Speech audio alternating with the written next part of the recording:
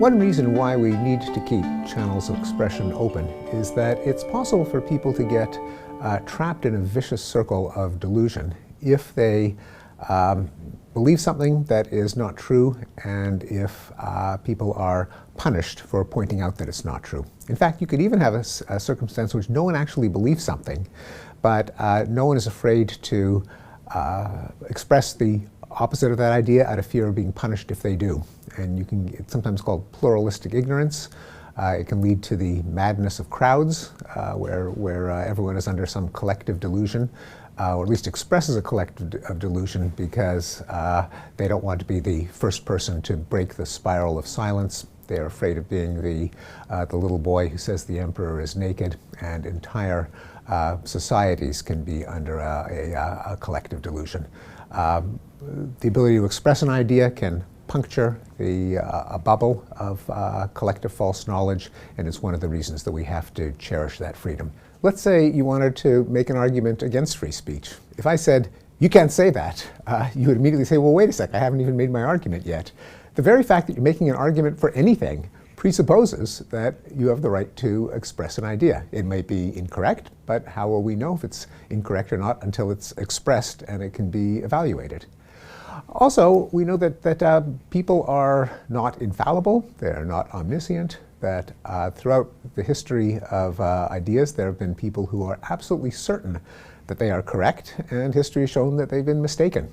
So the fact that we as a species can come up with good ideas, explanations of how the world works in science, ideas about how best to organize our government in politics, ideas about what is morally defensible and indefensible have all come about because people have expressed ideas, thrown them out there, allowed them to be evaluated by others. The better ones win out, but the only reason they won out is that they were expressed in the first place.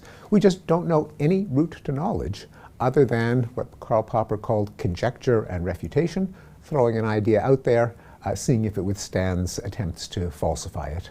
In universities, above all, free speech and freedom of inquiry have to be encouraged because universities are given many perquisites by society: tax-free status, sometimes direct government support, the institution of tenure, the credentialing function that people often can't get a job unless they have a piece of paper from a university. So we invest a lot of trust and resources in a university because they ought to be idea factories, places where ideas are broached, evaluated, tested.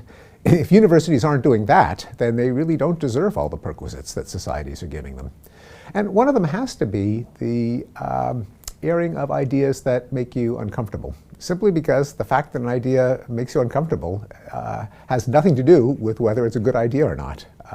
It is just a fact of human nature that it's pleasant and enjoyable and empowering to hear ideas that you agree with, that people in your tribe endorse. It's annoying and upsetting, sometimes hurtful, to hear ideas that you disagree with, that your tribe disagrees with. It might call into question your own credibility, your own competence, but it ought to be aired for all that, because if your feelings are hurt, sometimes that's just too bad. You might be wrong, no matter how painful it is for that fact to become known. And if you aren't wrong, if you are right, how can you know it? How can anyone else know it unless the opposing idea is broached and flaws with it are pointed out? So there's our own feelings of discomfort can't be a guide as to which opinions ought to be expressed.